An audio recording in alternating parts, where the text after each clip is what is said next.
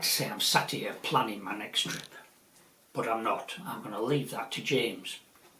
You see, he wants to navigate through the Menai Straits and around Anglesey. Now I've done that. I did it on a course, my coastal skipper course, and James was on the same yacht learning to be crew. Now I had to be ultra precise with no cock-ups, and by the time I'd finished, he was so impressed with this sea god that when he bought his own yacht, he invited me to go along and sail on it. Till he realised how gullible he'd been, and he was having to spend a large percentage of his time avoiding me sinking it. Truth is that in the big scheme of things, in the hierarchy of sailing, we're just rank amateurs. I like to compare us to the young officers of Nelson's day. Now Admiral Nelson, he used to send his young officers up to Anglesey to learn their trade, and he's quoted as saying that if you could sail the Menai Straits, you could sail anywhere. Well, I don't know about that, but we're going to give it a go. Now, we're not going to do it in 24 hours. We're going to spend 3 days over it, and that is basically because we want to have time to visit all the pubs. So this video might be a bit longer than usual, but if you'd like to come along and join us, then you're quite welcome. So let's get to it. Well, it's all been a bit of a rush job. Plans to do a bit of calmly professional filming. I've gone out the window. Arrived at Menai Bridge. Couldn't get into the town due to events happening. Couldn't get onto the slipway. Anyway, to cut a long story short, we've made it onto the boat. We had to come up the Straits in that thing down there. Now you might say, well, you usually do, don't you? Well, not that one. We usually have a bigger one. By the time we got to the boat, James had managed to fill it with about 3 inches of water. Crash bank. Even my £200 sailing boots are full of water, and that's just from the ride in the dinghy. Oh well, what we're going to do is we're going to take a look at a ride through what's known as the Swellies.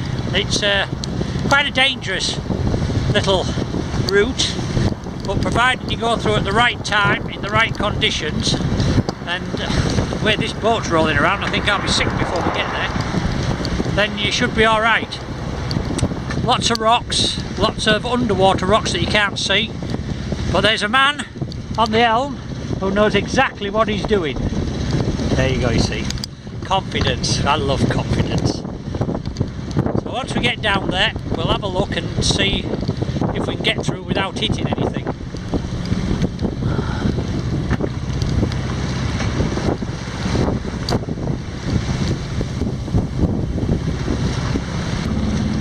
Here we are, we're approaching the Telford Bridge.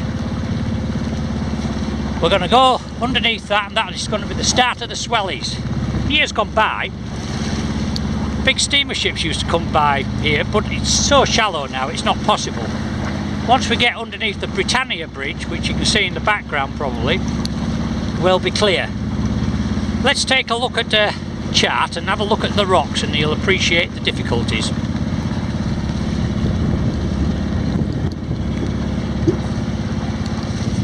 So it's all a case of going through at the right time. We tried to go through 2.5 to 2 hours before high water Liverpool.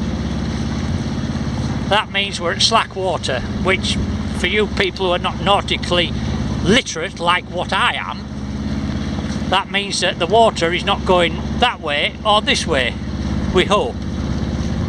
But either way, if we haven't quite got it right, we've got, as I mentioned earlier, a very experienced skipper. There he is, look. Yeah. Oh, he looks the part, doesn't he, eh? And he's going to navigate us through these rocks, which we won't be able to see, but there's a set of markers that you line up with, and you do it all by eye. So the first time you come through, it can be a bit scary, but once you've done it as often as we have, you're pretty confident you know exactly when to turn the tiller or the wheel if you're on a big yacht, which we aren't because we can't afford one. I've got some kids coming through here. So just coming under the bridge, and the first hazard, if you take a look behind me, you'll see a light coloured bungalow in the trees. And from there, there's a stream of low rocks, and they come out. How far do they come out? I don't know, I've seen it on the chart. This bloke over here, you know, him I mentioned earlier, he knows. So what we have to do is clear that first, and then once we've cleared that, we can move on to the next step. We'll come to that in a second.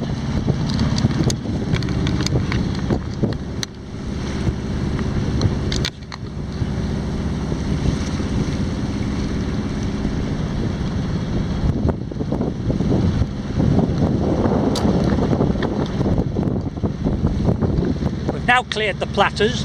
You see behind us the Telford Bridge, and our next marker in front of us, just off to the starboard of the bow, is the South Cardinal. Now then, the South Cardinal, let me explain. It has nothing to do with the Archbishop of Canterbury or anything like that. You know, there's cardinals and there's cardinals. This one is a nautical cardinal. And what it's telling us is that to the north of it, and we know the north is off our starboard beam, there's a hazard. Now, there's several hazards around here, a lot of rocks, but this is a very big one, and if the tide was out, you'd see it. Some people on this boat sometimes consider that I'm also one of the hazards, but I don't have a cardinal to go with my name. Once we've passed that, we're going to turn and head for the Britannia Bridge, where we're going to pick up some more markers. So we're coming up to the South Cardinal, and the way we know it's a South Cardinal is they have a sequence of colours for each one, north, south, east and west. On this one, it's yellow and black, and on the top it's got two triangles which are pointing downwards. That's a clue. That's a clue that it's south. Once we've passed that, we're going to clear this little beacon on the bank there, and then he's going to make a turn to port, and we're going to head close in towards the centre, slightly to the left of that arch. How do I know that the skipper's in the right place? Well, I'll tell you how I know. Because if he goes a few metres to port, that's port, we'd crash. And if he goes a few metres to starboard, we'd crash. So the fact that we haven't heard the sound of rending fiberglass means that we're doing all right. So what he's looking for, down there, underneath the tower, there are three white things. Well, there's one white thing first, a cone just off to the left, and just under the left of the arch there's two white beacons. And what we've got to do is we've got to line them up so that they're dead in line with us. They're coming in now. A little bit further, and we're going to head straight for them, and just when we think we're about to hit the shore, we'll come level with the, what shall we call it? White pyramid. Let's call it a pyramid, a white pyramid. Not an Egyptian one, it's a white pyramid.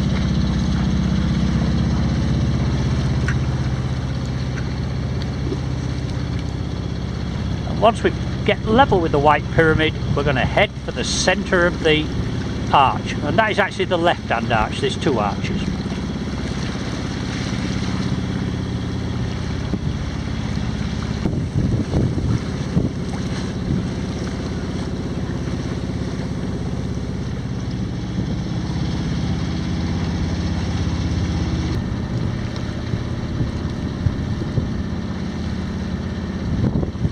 Now one of my jobs is to keep an eye open for hazards.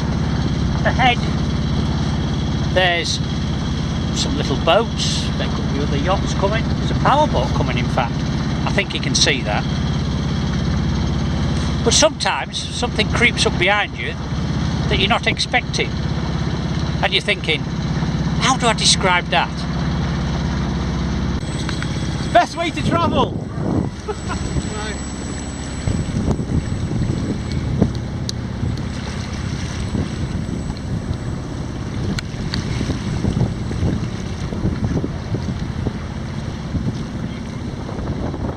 Now it's got to the time of day where some sailors have been to the pub for lunch, and some sailors are not really sailors, they just buy themselves a gin palace with a big engine, and they like to scream around and cause great big waves that throw our little boat all over the place. We're hoping that this isn't one of them coming towards us. Let's take a look. You'll have to wave, Ella, now. Hi, Lummy.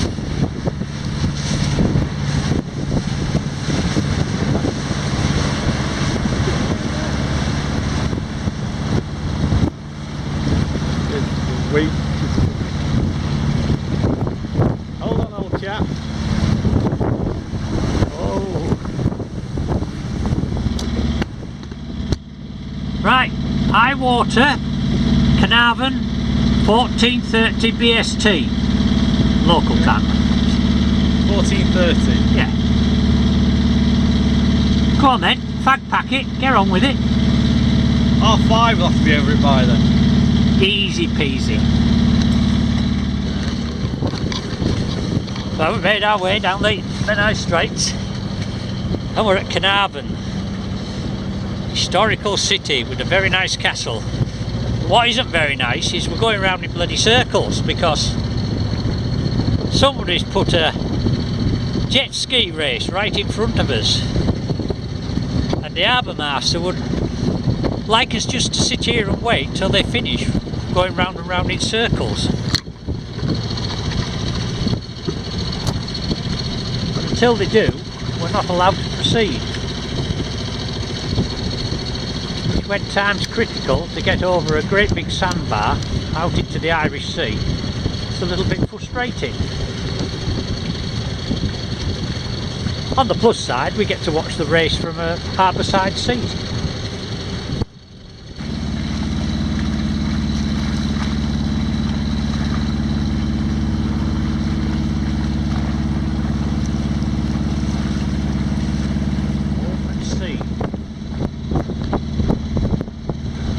See our destination about an hour in front of us.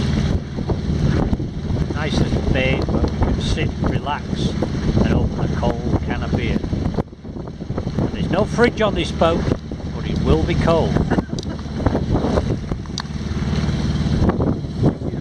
Because this is not the Mediterranean.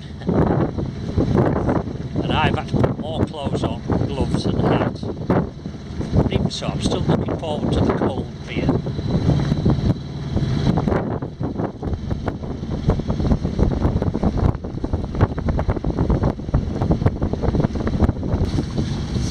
James says we don't have to worry about touching bottom, we've got 2 keels. I don't know if that means we can break one and we've still got another, but... Well, a good crew member would have told me what the height of tide is how much it's going to fall. Are you doing the anchor? Because you're going to have to go and untie it. Or are you going to do the boat and I'll drop the anchor? I'll go and drop the anchor. Sure? Right. I'm never sure, but I'll go and do it. So remember the traffic light system. Green is 10 metres. Then we've got a white every 5 metres. So we've green 10. Green 10.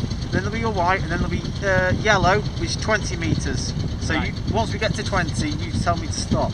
But I need to know when it's the 10 metres and it hits bottom. So I don't want to start backing up until the anchor's on the bottom. So it should hit 10 metres. So what are we in now? 8 metres, yeah. So Yeah. by the time you've dropped it nearly at green, if that green's on the bowsprit, will be about, the anchor should be on the bottom, then I'll just start easing back. So green 10, yellow 20. So yeah, once we've got it down to 10, it's on the bottom, I'll start backing up, and once we get to the yellow, we'll let it bite in then and settle.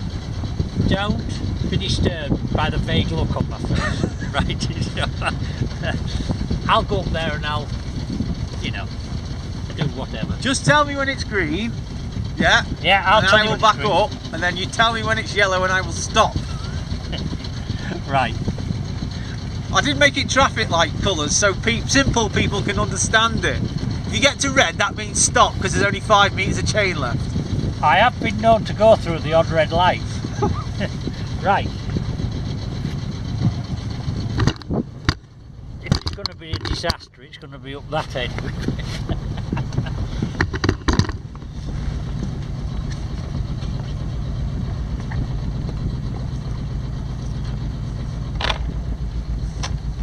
Right, I'm ready. Right, okay. What depth are you going for? We're at 6.5 metres now. Well, it ain't going to drop any more than that. We're going for 5 metres, are we? Yeah, we're almost about right here now.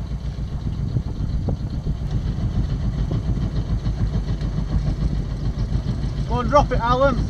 Okay. Green! Okay.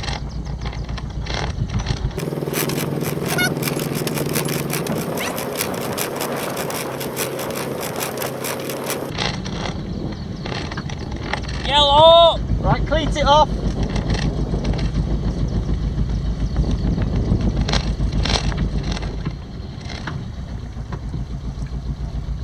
Okay. Have we done the tug test? I'm just going to let a bit more out and then put me bridle on. Okay. I've just had it in reverse then, yeah. Yeah.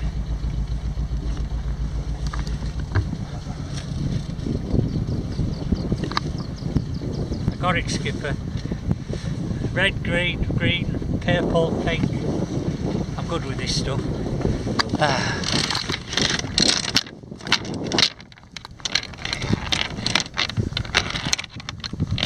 You're not filming, are you? Absolutely not.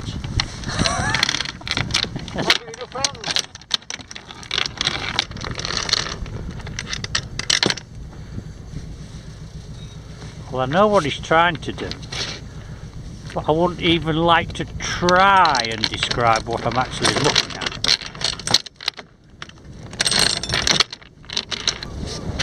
So we've got the anchor chain down, and what he's doing is taking the strain off the chain with a rope.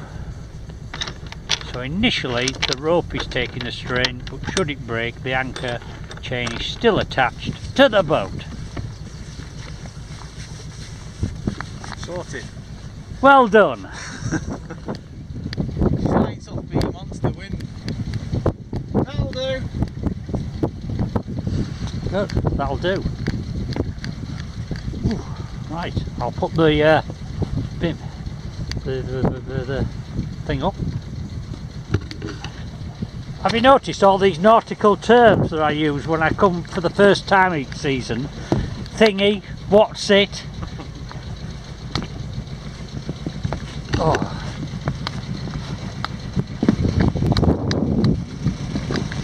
Let me just see what the height of tide is going to be. We're in 6.2 metres now.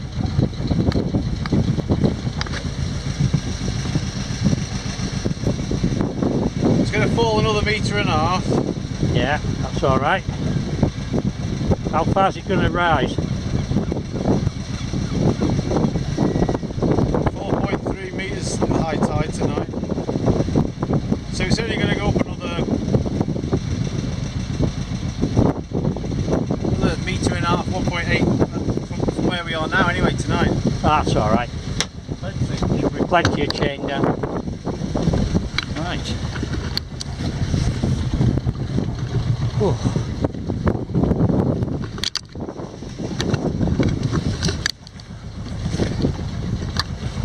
Okay, let's pack away. Now what we do is tidy the boat up, get it ready so that we can settle down, safe in the knowledge that we're still going to be here when we wake up in the morning. We will. Hopefully.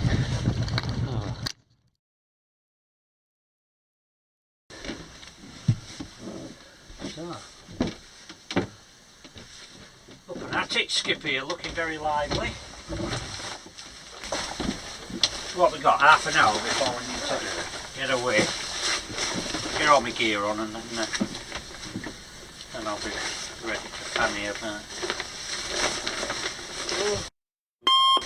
Right. No, it was last year. How the hell do I get into these things? Oh yeah. The mind goes into a fog over the winter.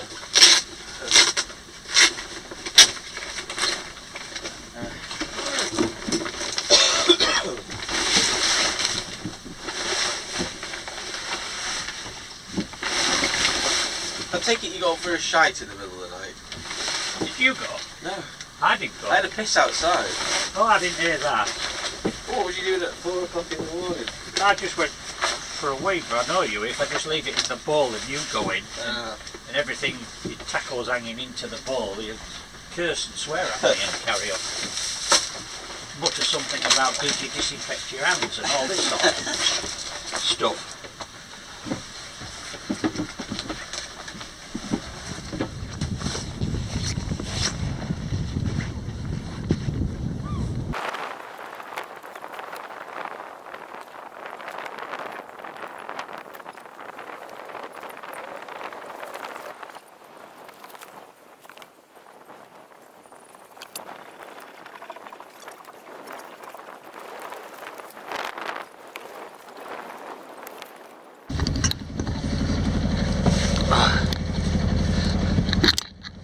It's a fine morning, a bit nippy, and James has just got one last thing to do. He's much more hygienic than I am. He never goes anywhere without cleaning his teeth. There he goes, getting his little mug of water.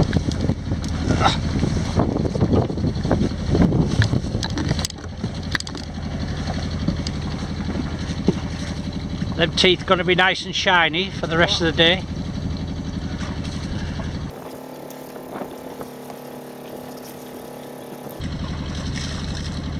I tend to find a bit of mouthwash is just the job.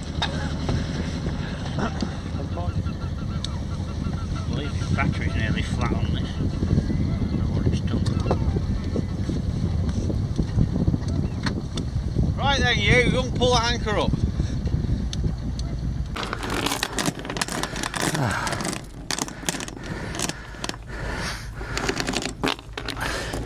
So pulling up the anchor. Unfortunately, a slightly bigger yacht would have a windlass which would pull this up for me. My windlass is an electric winch that replaces my weak muscles.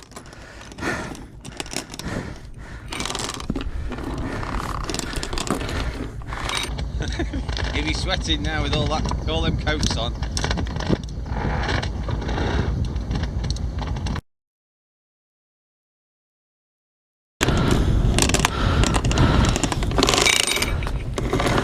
I'm at green. Anchor's down here now. All right.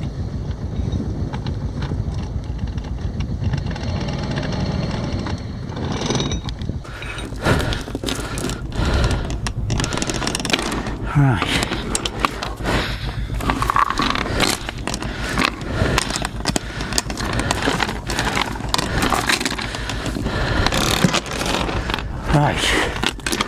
Right, just got to get the anchor on board.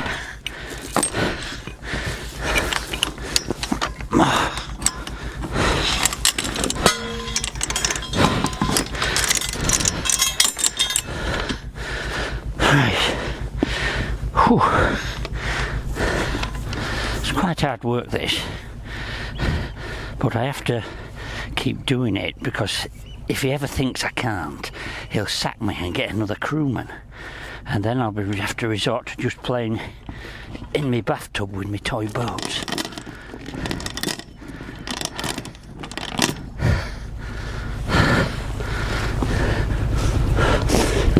You can come and have a look at it later, just see if you're happy with it.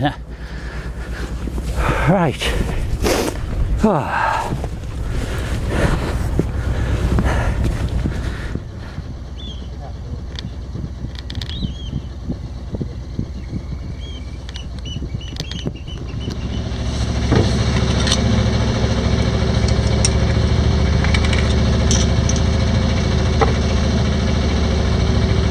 Of course, one of the downsides of having to go within minutes of getting out of bed is you don't get a chance to have breakfast. So I'm having to prepare my jam and croissant and boiled egg, standing up as we bounce along towards Holyhead. That's voted for you.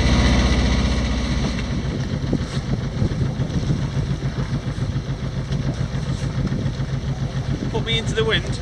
I'm ready. Okay, coming round.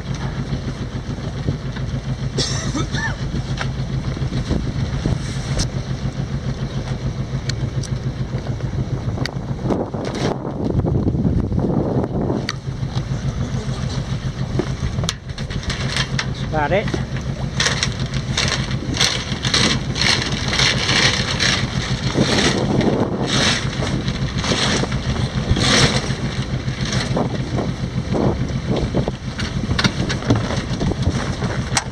Tricky this, because I'm trying to point the camera in the right direction and keep this boat heading to the wind or slightly off.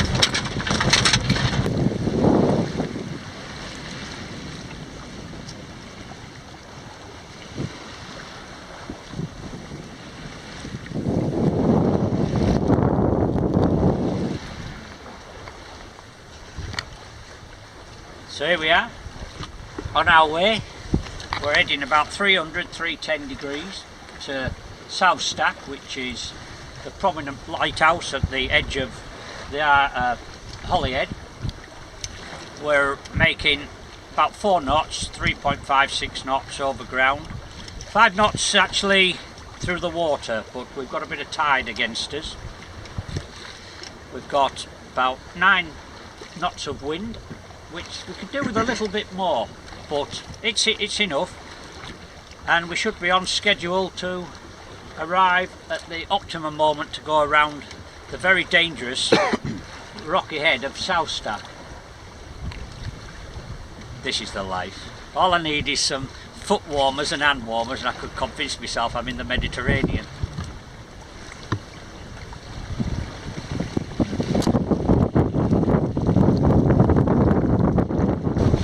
Thinking there's a bit more wind in this cloud here to come, so Yeah. I don't know whether you get back on the handle, let me feel the Genoa a bit more. That's come a bit darker, hasn't it? We need either that or we need a reef in the main.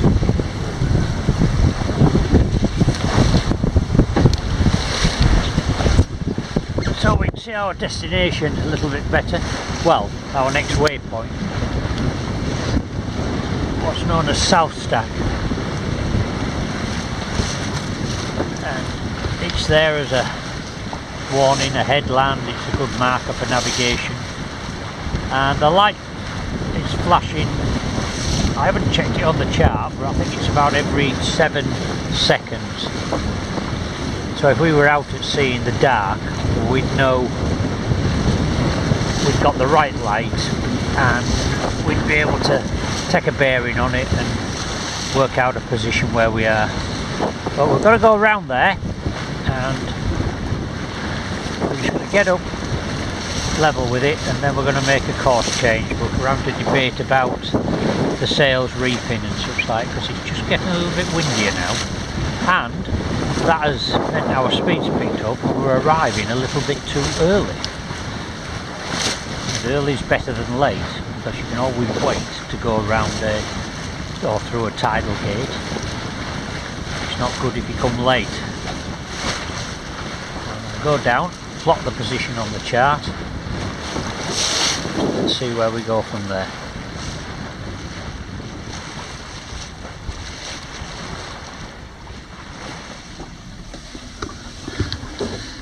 I'm now in the toilet.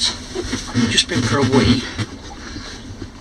Gone to flush with the pump here, and it's suddenly jammed and everything's come flowing out of here.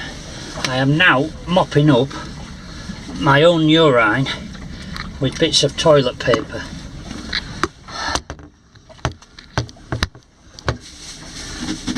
And it's not very pleasant. Skipper doesn't know we've got a leak yet, but nothing else is coming in, so I'll clear all the way up and I'll get up there and let him know we've got an issue.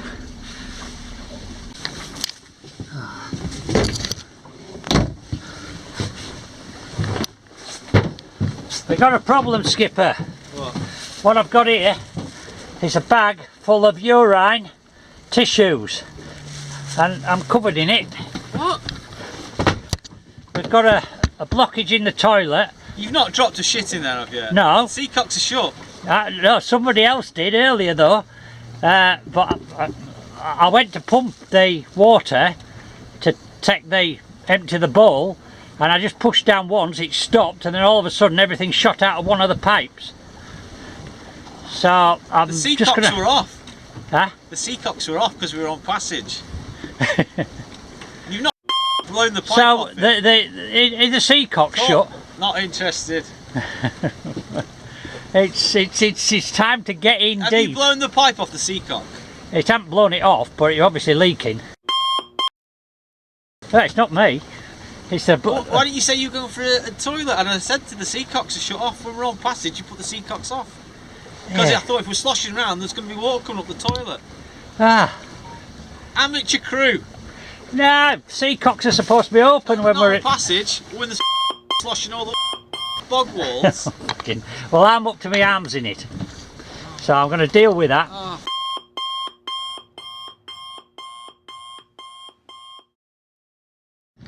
So I'm reasonably sure that there's no water flooding into the boat from the seacocks in the toilet. But Skipper will check it when we get into harbour. Anyway, we've made it to South Stack. Let's take a look.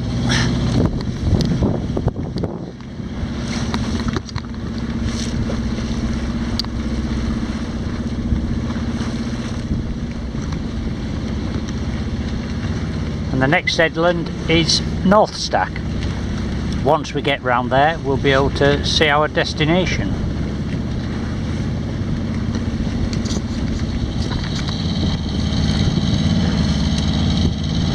So we've put the toilet drama behind us just for the moment, and now we're approaching our destination, Holyhead. This is one of the longest breakwaters in the country, I'm sure.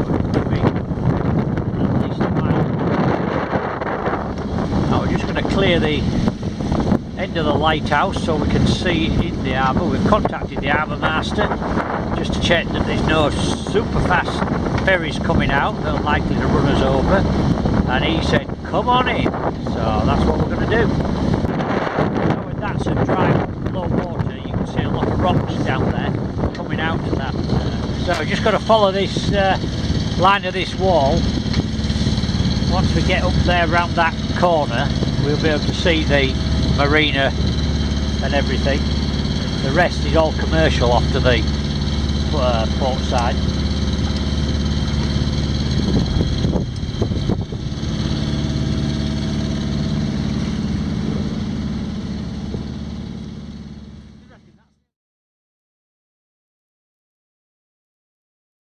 just need 60,000.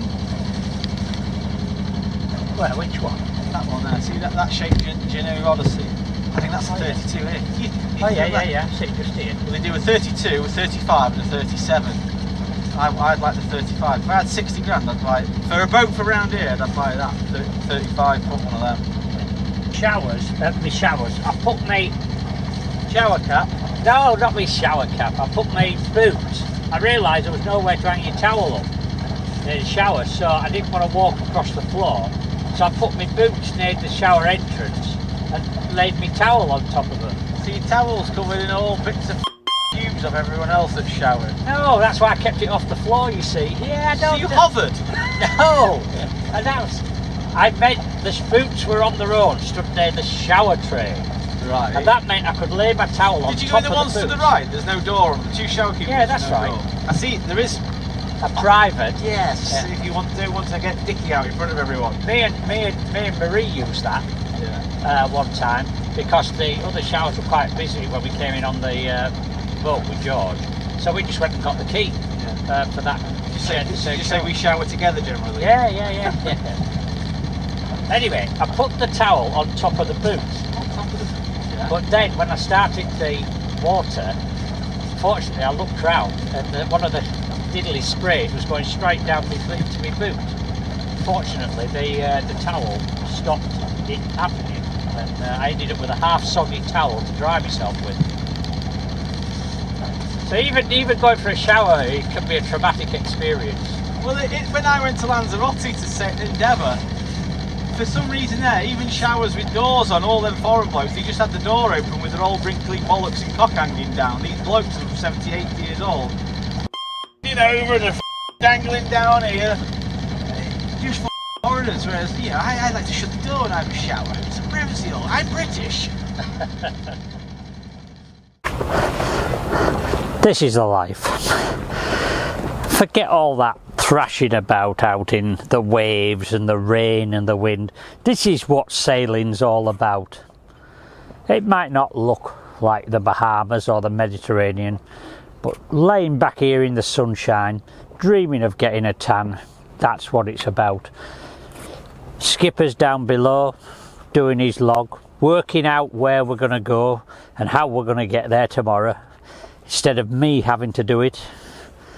And I can't think of a better way to spend the afternoon.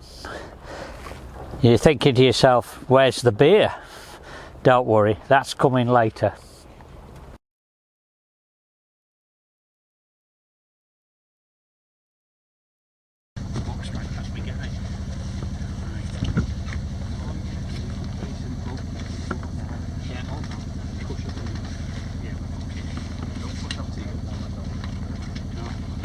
One leg on so I don't forget.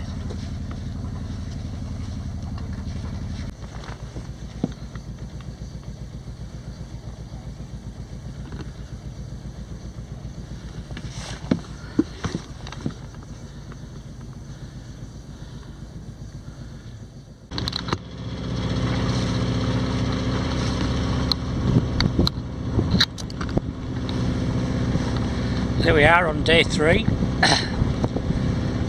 With my usual precision, I prepared everything with all the cameras, the batteries all charged up, ready for filming our departure.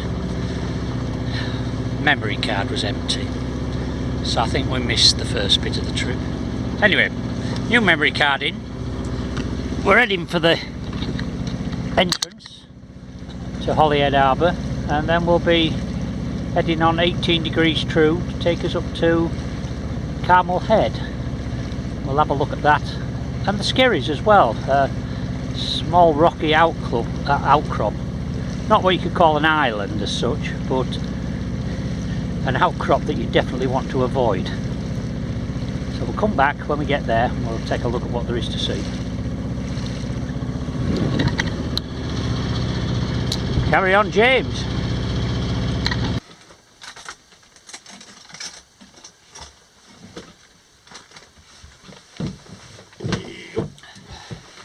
Down below now. Skipper's finally found me a job he thinks he can trust me to do. Let's see if we can get this right. What we're going to do is we're going to take the coordinates of where we are, bottom right hand corner there, and then we're going to log it on the chart. So I've got my coordinates here. 0800 North 53 22 20. That's near enough. Oh, this is where I have to put my glasses on.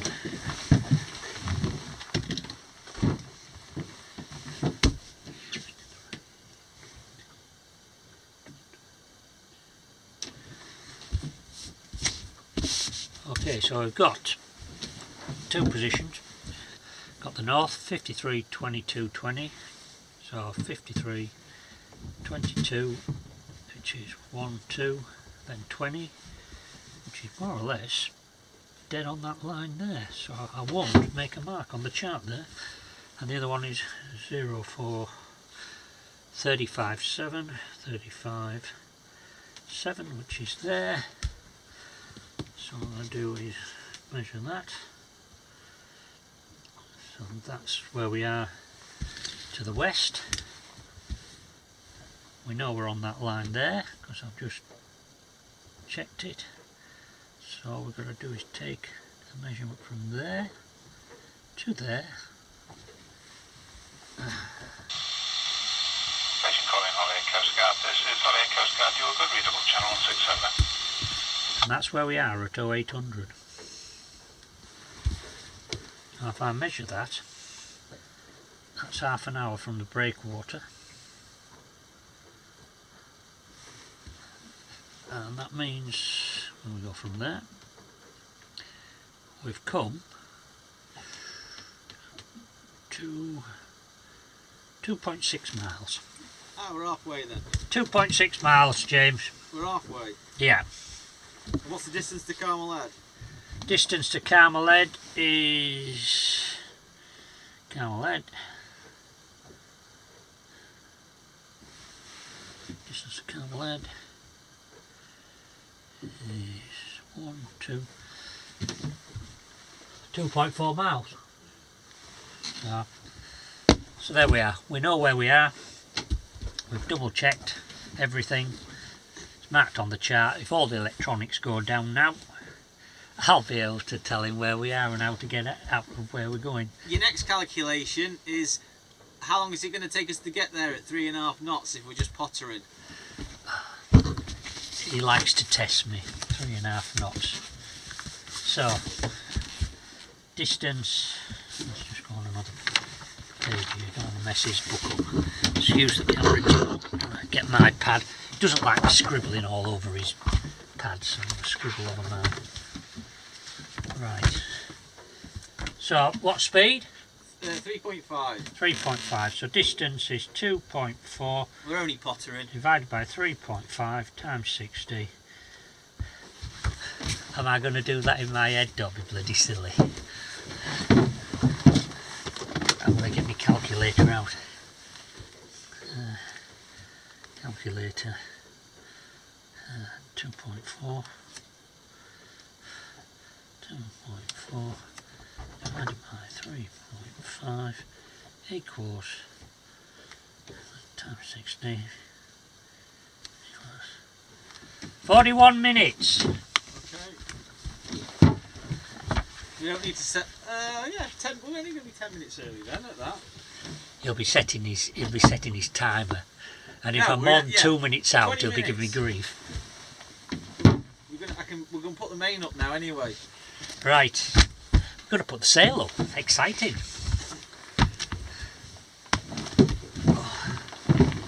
Oh, that's sweet. Right. While we're just taking in the scenery. I don't want you to film that though.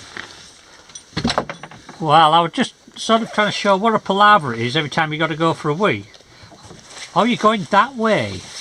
Are you videoing me? I will point the camera the other way in that case. Alan nearly got into trouble the other day because he was filming in the showers at Holyhead. He had his George Michael t-shirt on as well. You're only not coming down here in case you forget to open the seacocks. Well, we're here, off the Skerries, just off to the port side there. We've made good progress, got here a little bit early, so we just potted along until the correct time to go around Carmelad, which you can see just off the port bow, sorry, starboard bow. You know what I'm like, left, right, port, starboard, I haven't got a bloody clue. We've been waiting for the tide to change. As we've been coming along, it's been pushing us back. Not much, at about 1 knot, but we've been going forwards at 4 knots, so we've been steadily making 2.5 to 3 knots. Now this is the point where you don't want to get it wrong, because if the tide's coming against us here, we just get swept back, because it's very strong currents around this headland. But now it's all about to change, and it's going to come behind us, and it's going to sweep us down the east coast of Anglesey. North coast. Well, this is the north coast, but we're going to be on the east coast, aren't we? It's got to sweep us through the north coast first. Oh, all right. He wants to sweep through the north coast There's first. another 10 miles before we get to the east coast. All right, there's 10 miles before we get to the east coast. I'm just marking where we are on the chart. It doesn't mean to say I understand what I'm doing. So we're going down the north coast. Across the north coast. Across We're the not north going coast. down the north coast, we'd be heading south then, wouldn't we? Well, we'd be on land then if that happened. And so we're going for 10 miles, you say? Yes. He's supposed to know, because he did all the skippering stuff. I didn't. I sat up here and sat in the sun and relaxed. Anyway, that's it. All we're going to do is have an uneventful trip around here. We're going around this other island up in front of us, and then down the across the north coast. And once we get through there, unless anything dramatic happens, we'll be back then.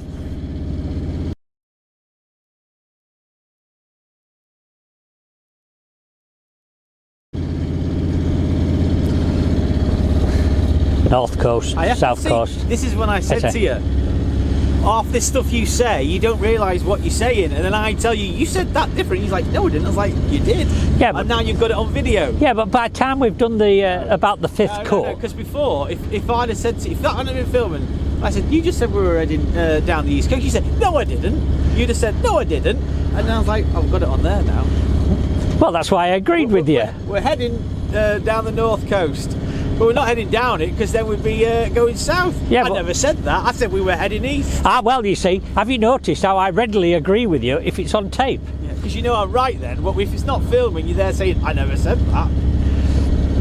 Well, you know, I may be just trying to convince you that you're going completely bonkers and you don't know what the hell you're You're the doing. senile one, pensioner. Pensioner. All right, on that note, I'm going to go switch my bloody camera off. Better not have been bloody filming then. I thought you stopped it on one of the road.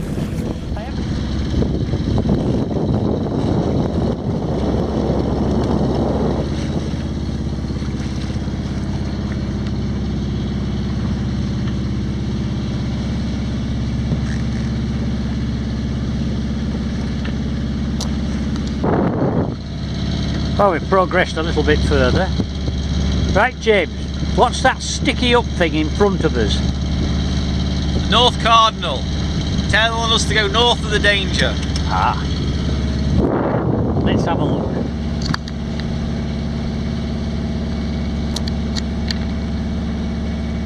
Who's a clever boy then?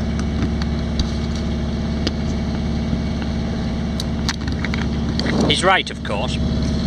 Well, because he knew this before we even left Holyhead, because it's an important danger mark, and we passed some earlier in the Swellies, and again this one is telling us to stay north of it because there is some danger of some description to the south of it. So we're going to go around it, and then after that we've got Middlemouse in front of us, which is an island, and we're going to go inside that one between the headland and Middlemouse.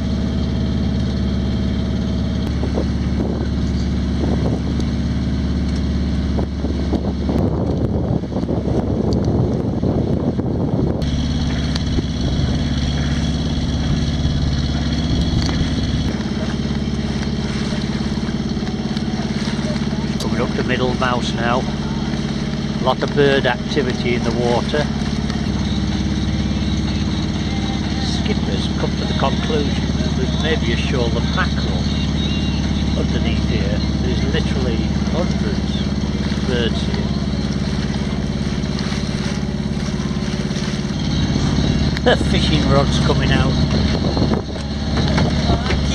Oh dear me, don't put me in there with that. Adventure time with blokes.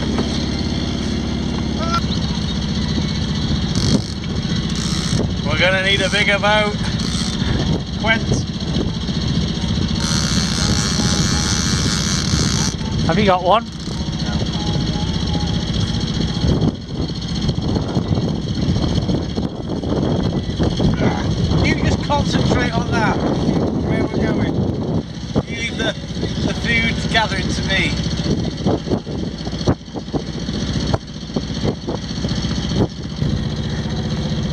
think we'll still be going to the pub for tea.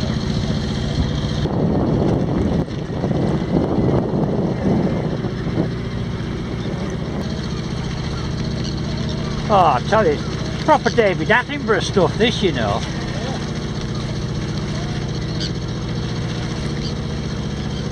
I mean, look how many's on the bloody mouse there, though. I know, isn't it?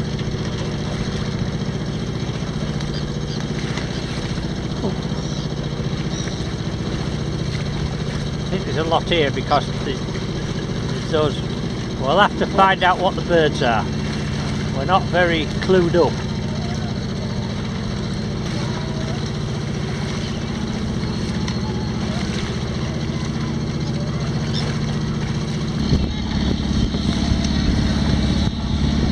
.98 you're running now.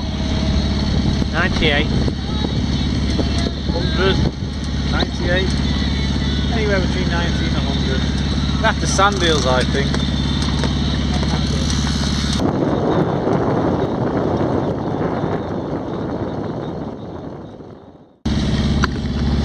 Skipper wants me to put the camera on. I'm just going to have a quick minute just to tell him to stop swearing and then we'll turn around. Stop swearing. This is a family channel. He's taken great delight in telling me that he anticipated, planned, ETA and executed ETA at Portliners, Point Liners Lighthouse at 12 o'clock. midday. And it is now 12 o'clock and we have arrived. So I'm going to give him 10 out of 10 for that. There's a couple of things I'm only going to give him 5 out of 10 to, but I ain't going to tell you about them because I don't want you to think that there's 2 incompetent people on this boat.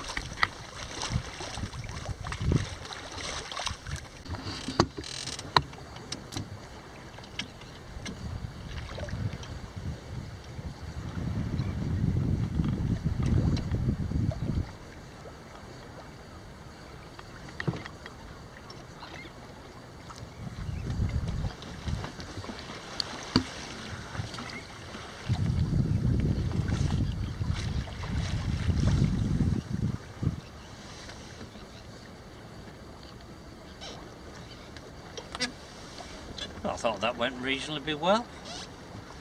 A little bit of pilot control needed at the last section, but I'm happy with that.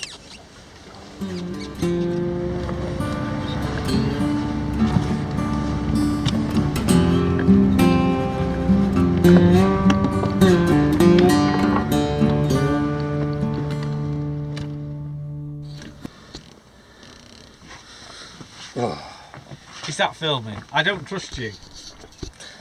It's filming, but it won't be going out unless it's not offensive. But I thought we should show a little Alan bit has just been telling me about all the women he's slept with over the years. Now I know this won't go out.